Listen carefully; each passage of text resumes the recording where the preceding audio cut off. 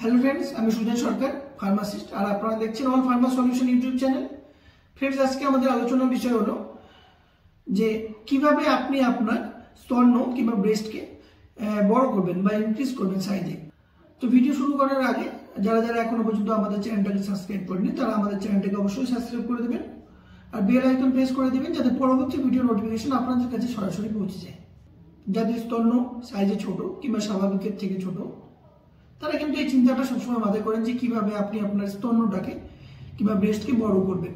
আপনারা যে কোনো জায়গায় অনেক রকম অ্যাড দেখেছেন যেখানে বলা হয় যে আপনি এই তেলটা ব্যবহার করুন কিংবা এই ক্রিমটা ব্যবহার করুন, এতে আপনার স্তন্য কিংবা ব্রেস্ট বড় হয়ে যাবে।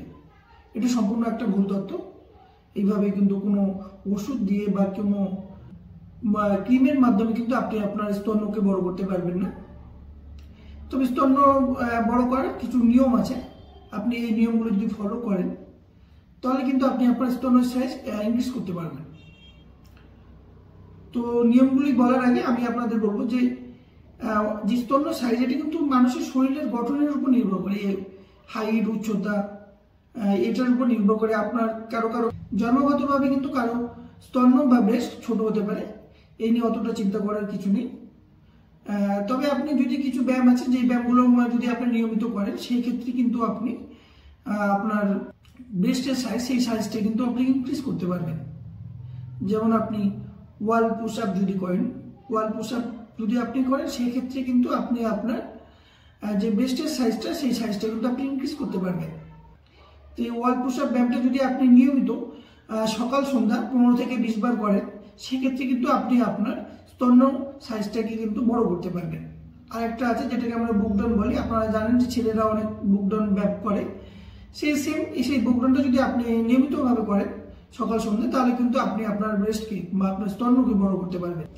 এছাড়াও কিছুগুলি খাবারের নাম আমি আপনাদেরকে বলবো, এই খাবারগুলো খেয়েও কিন্তু আপনি আপনার স্তন্যকে বড় করতে পারবেন। এর জন্য বাজার থেকে আপনাকে এক্সট্রা কোনো ওষুধ কিংবা কোনো কিছু কিনে খাওয়ার কোনো প্রয়োজন নেই।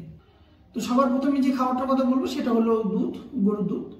আপনি যদি গরুর দুধ খান নিয়মিতভাবে সেক্ষেত্রে কিন্তু আপনি আপনার ব্রেস্টের সাইজ বড় করতে পারবেন।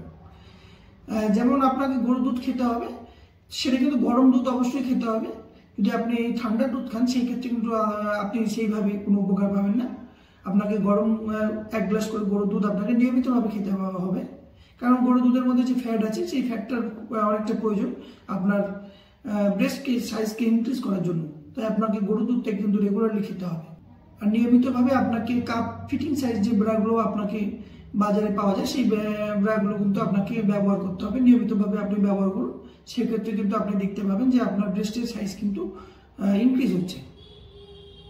আর বিশেষ করে যে আরেকটা জিনিস যেটা খুব কার্যকর সেটা হলো যে বিবাহিত মহিলাদের ক্ষেত্রে তারা যদি নিয়মিতভাবে যদি শারীরিক সম্পর্ক করে সেক্ষেত্রে কিন্তু আপনি আপনার স্তন্য সাইজ কিন্তু বড় করতে পারবেন। কারণ তবে সেক্স আপনি করছেন, দীর্ঘদিন ধরে হয়তো সেক্স করছেন, তবু আপনি আপনার স্তন্য সাইজকে বড় করতে পারছেন। এর একটা কারণ হলো আপনি হয়তো সেক্সের সময় পুরোপুরিভাবে অর্গাজম হন না, কিংবা আপনার সঙ্গিনী বা আপনার হাজব্যান্ড আপনাকে পুরোপুরিভাবে অর্গাজম করতে পারে না।